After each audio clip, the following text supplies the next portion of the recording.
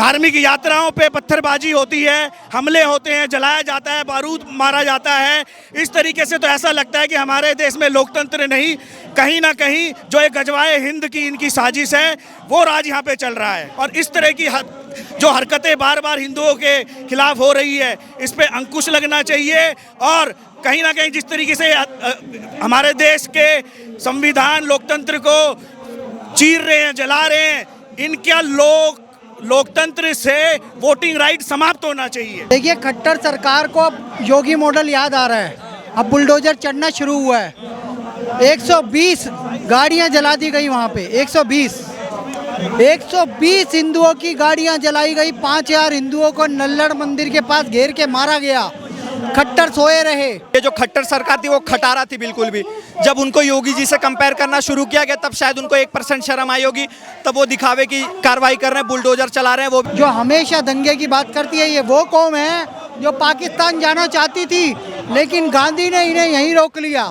मैं कहना चाहता हूँ आपके चैनल के माध्यम से कि अब जाग जाए मोदी सरकार। देखिए जी, सिर्फ नूह पे ही नहीं, पूरे भारत में आप देखेंगे जगह जगह पे, चाहे वो केरल हो, मणिपुर हो, छत्तीसगढ़ हो, और नूह जो अभी वर्तमान में जहाँ पे घटना हुई है जो कि बहुत ही निंदनीय। ये देखिए, भारत में जहाँ 78% जनसंख्या हिंदुओं की है, आज वो ही एक तरह से अपने आप को ठगा हुआ सा महसूस कर रहा है। जो संविधान और कानून बने हुए हैं, कहीं ना कहीं जो इनका पालन नहीं कर रहे मुसलमान, वो बेधड़क से हमारे लोगों को, जैसे कि नूह पे घटना हुई, चारों तरफ से घेर कर उनके ऊपर इस तरीके से हमला किया जो कि बहुत ही निंदनीय है। AK-47 तक उनके पास थी।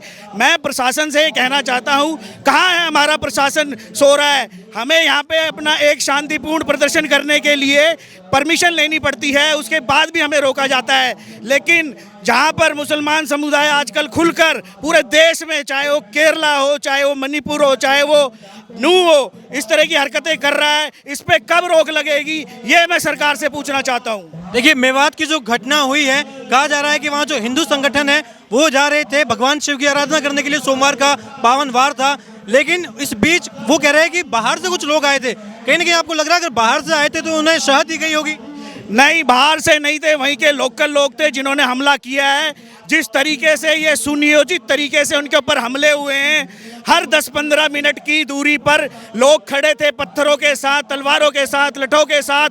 तो ये किसी तरीके से भी कोई बाहर का आदमी आके नहीं कर सकता। लेकिन ये ज़रूर हो सकता है कि बाहर से और मुसलमानों को इकट्ठा किया गया हो, क्योंकि जो तादाद थी काफ़ी थी। और जिस तरीके से मंदिर के प्रांगण के आसपास जो पहाड़ थे, वहाँ से भी, पहाड़ से भी फायरिंग की गई है हिंदुओं के ऊपर।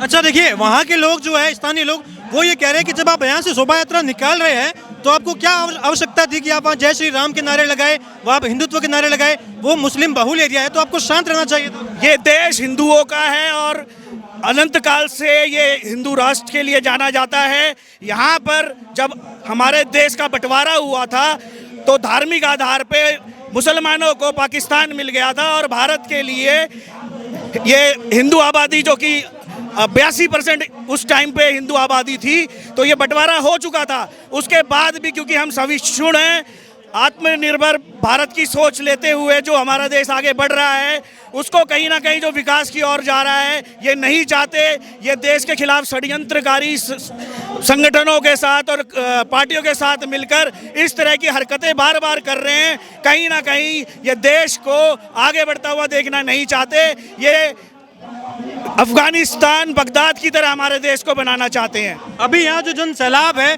इस जन सैलाब का कोई राजनीतिक हित भी है या केवल और केवल हिंदुत्व के लिए बात हो रही है? देखिए, यहाँ पे आए हैं जो भी, वो परेशान होकर आए हैं। हिंदू महासभा का ये कार्यक्रम है और वो हिंदू राष्ट्र की बात और हिंदुत्व हित की बात करता है, तो इसलिए यहाँ पे सारे हिंदू इकट्ठे हुए हैं। आगे देखेंगे मणिपुर से लोग आए हुए हैं। मणिपुर में भी आप देखिए कितनी विषम परिस्थिति है।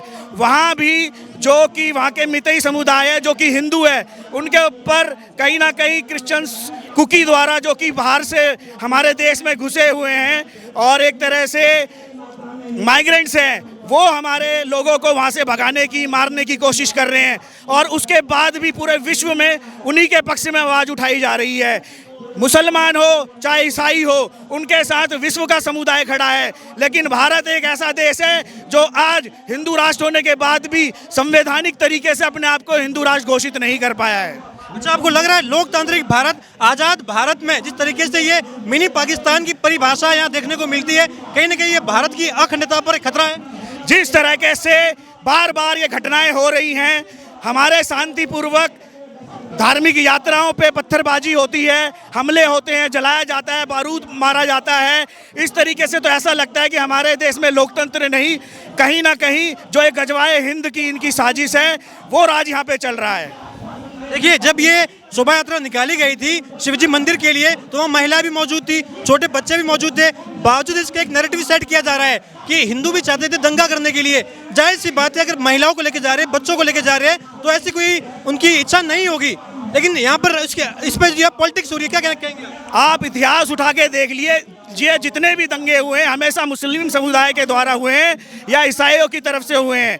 हिंदू कभी भी पहले आक्रमण नहीं करता, और आक्रमण करता है तब जब अपनी हिफाजत के लिए उसको आगे आना पड़ता है। क्या ये ब्रेन वॉश का नतीजा था जो वहाँ मेवात में देखने को मिला? बिल्कुल वही देखने को पड़ा। ये सुनियोजित तरीके से वहाँ पे इंतजार करते हुए उनके ऊपर हमला हुआ है, और इसके खिलाफ कोई ना कोई कानून सख्त बनना चाहिए। और इस तरह की जो हरकतें बार बार हिंदुओं के खिलाफ हो रही है, इस पे अंकुश लगना चाहिए। और कहीं ना कहीं जिस तरीके से हमारे देश के संविधान लोकतंत्र को चीर रहे हैं, जला रहे हैं, इनका लोकतंत्र से वोटिंग राइट समाप्त होना चाहिए। आखिरी सवाल है मेरा, सरकार से क्या मांगे है आपकी, क्योंकि हम देख रहे हैं जन सैलाब है, सरकार से क्या क्या मांगे? सरकार से हमारी मांग है जल्द से जल्द एनआरसी इम्प्लीमेंट हो, हमारे बॉर्डर जो है वो मजबूत किया जाए, बॉर्डरों की फेंसिंग की जाए, और कहीं ना कहीं जो ये माइनॉरिटी कमीशन है इसको बर्खास्त किया जाए, वक्फ बोर्ड समाप्त किया जाए, और हिंदुओं के हित के लिए कानून और संविधान में प्रावधान रखा जाए। अच्छा, देखिए, आपने भी देखा यहाँ पर जन सैलाब है, कहीं ना कहीं सरकार को कोई संदेश देना चाह रही है, क्योंकि खट्टर सरकार मौजूद है वहाँ पे। तो हरियाणा की बात करें तो देखिए, खट्टर सरकार को अब योगी मॉडल याद आ रहा है। अब बुलडोजर चढ़ना शुरू हुआ है। 120 गाड़ियां जला दी गई वहाँ पे, 120 हिंदुओं की गाड़ियां जलाई गई। 5000 हिंदुओं को नल्लड़ मंदिर के पास घेर के मारा गया। खट्टर सोए रहे, इंटेलिजेंस इनपुट था, सब कुछ था, फिर भी बचाव का कोई इन्होंने समाधान नहीं करा रहे। इनके खुद के पुलिस वालों के थाने जला दिए।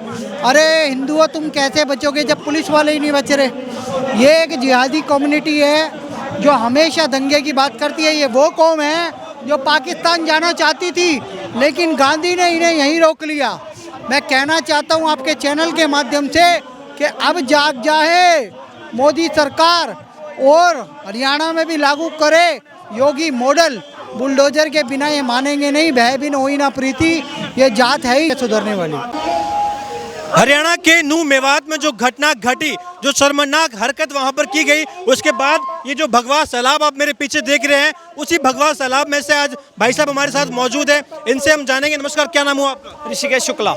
ऋषिकेश भाई, यहाँ हम जो देख रहे हैं ध्वज का सैलाब है, भगवा ध्वज का सैलाब है, और ये जो किस किस मांगों को लेकर आए हम जानना चाहेंगे आपसे। देखो सर, जो भी हमारे साथ, पहले तो आपके जो भी व्यूअर्स है उसको जय श्री राम मेरी तरफ से। ये जो भी हमारे साथ नूह में मेवात में घटना घटी, जो हमें टारगेट करके मारा गया, हमें जलाया गया, जो हमारे कार्यकर्ता थे उनको पत्थरबाजी की गई चिन्हित करके, उसी के विरोध में सरकार को जगाने के लिए धरना प्रदर्शन कर रहे हैं हम। और ये सिर्फ और सिर्फ यहाँ तो आप कुछ ही लोग देख रहे हैं, ये पूरे भारत में ऐसे टुकड़ियों में बट के हम जहाँ जहाँ कर सकते हैं वहाँ धरना प्रदर्शन कर रहे हैं, ताकि किसी ना किसी माध्यम से हम सरकार के कानों में ये आवाज़ पहुँचा सकें। ये अखिल भारतीय हिंदू महासभा का संगठन है? बिल्कुल सर, अखिल भारतीय हिंदू महासभा, वो हिंदू महासभा जो ये भारत को हिंदू राष्ट्र बनाने की मांग करती है, जिसमें सब लोग सुख शांति से रह सकें। मेवात की घटना के बाद सरकार से कुछ मांगे भी है क्या? पहली बात तो अभी तक ये जो खट्टर सरकार थी वो खटारा थी बिल्कुल भी। जब उनको योगी जी से कंपेयर करना शुरू किया गया तब शायद उनको 1% शर्म आई होगी, तब वो दिखावे की कार्रवाई कर रहे हैं, बुलडोजर चला रहे हैं, वो भी कौन से घरों पर? रोहिंग्याओं के घरों पर। जो मेन घर पत्थरबाजी कर रहे थे, जो ईंटों पत्थरों से बने हुए घर थे, उनको कुछ नहीं हुआ। नहीं चलेगा, मेवात को पूरे तरीके से क्लीन करना पड़ेगा। मेवात तो मिनी पाकिस्तान कहा जाता है। आप कह रहे हैं कि जो तमगा लगा हुआ है, ये तमगा कहीं ना कहीं भारत की अस्मिता पर एक जो है प्रश्नवाचक चिन्ह खड़ा कर देता है। सर, मिनी पाकिस्तान नहीं, जहाँ जहाँ इनकी आबादी 30% से ऊपर होते हैं, वहाँ ये पूरा पाकिस्तान बना देते हैं। मिनी नाम का कोई चीज़ बचता ही नहीं है, वहाँ पे हिंदू पलायन कर लेते हैं। जो बच्चे कुछ हिंदू होते हैं जिसमें थोड़ा साहस होता है, उनका धर्मांतरण करवा दिया जाता है। इसी तरीके से इनका प्रोपोगेंडा चल रहा है 2047 तक भारत को गजवाए हिंद बनाने का, और उसी के खिलाफ ये हमारा धरना प्रदर्शन है, उस गजवाए हिंद को विफल करने के लिए। अच्छा, अभी आपको मालूम होगा कि ये कहीं ना कहीं आपका जो ये संगठन का जो यहाँ प्रदर्शन हो रहा है, ये भारत में अलग अलग जगह पे हो रहा है। क्या अखिल भारतीय हिंदू महासभा ही कर रही है या और भी हिंदू संगठन शामिल है? देखो सर, बहुत सारे हिंदू संगठन कर रहे हैं। बिहार में जैसे जय श्री राम दल, राम सेना, ऐसे तमाम हिंदूवादी संगठन जिसको थोड़ा भी लगता है कि हम हिंदू राष्ट्र बना सकते हैं सरकार पे दबाव डाल के, वो लोग अपना पूरा प्रयास कर रहे हैं। हमें अब सेक्युलर नहीं बनना सर, हम कम्युनल ही ठीक है और कम्युनल ही बने रहना चाहते हैं। ये लोग फंसा रहे हैं, एक नाम मोनू मानेसर को, बेचारे को फंसाया जा रहा है। आप एक बात बताओ, पूरा फ्रांस जल रहा है, डेनमार्क जल रहा है, स्वीडन जल रहा है, जर्मनी जल रहा है, सब जगह मोनू मानेसर पहुंच गया था क्या? और हर अभी तक 70 साल तक हमें एक चीज़ बताई गई कि दंगाइयों का कोई धर्म नहीं होता, आतंकवादियों का कोई धर्म नहीं होता। तो भारत से लेके यूरोप तक एक पर्टिकुलर ये मुस्लिम कम्युनिटी वाले क्यों पाए जाते हैं सर? ये मुसलमानी क्यों अत्याचार करते हैं? इनके मुहर्रम के ताजिए निकलते हैं। हमने तो कभी पत्थरबाजी नहीं की, लेकिन हमारी रामनवमी निकली, जलाभिषेक यात्रा निकला, या कुछ भी निकलता है, कावड़ यात्रा निकली, ये पत्थर और पेट्रोल बम लेके खड़े हो जाते हैं। ऐसे डिबेट, टीवी डिबेट पे रात के 9 बजे बैठ के बोलेंगे पेट्रोल बहुत महंगा हो गया है, लेकिन अगर वही हिंदुओं को फेंकना हो गया, हिंदुओं की गाड़ी चलानी हो गई तो पेट्रोल बहुत सस्ता हो जाता है। तो ये सब दोगलापन अब नहीं चलने वाला भारत में। अच्छा, कहीं ना कहीं मैं ये भी जानना चाहूंगा कि लोग कह रहे हैं ये जो यहाँ प्रदर्शन हो रहा है, क्या ये राजनीति से प्रेरित है या इसका कोई ताल्लुक नहीं राजनीति? देखो सर, अगर हम अपने हक की आवाज़ उठा रहे हैं तो लोग उसको राजनीति से जोड़ रहे हैं, तो वो उनकी गलती है। जबकि ना मैं बीजेपी के साथ हूँ, ना कांग्रेस के साथ हूँ, ना आम आदमी पार्टी के साथ हूँ, क्योंकि सब ने हमने देख लिया, सब सिर्फ और सिर्फ रोटी सेकने के लिए कुछ वोट बैंक की राजनीति कर रहे हैं। किसी ने खुल के अभी तक जो मेवात में मरे हैं, जिसकी घटना घटी है, उसके समर्थन में किसी ने अभी तक खुल के कुछ नहीं बोला है। हम किसी भी पार्टी के साथ नहीं है, हम अपने हिंदुस्तान के साथ है।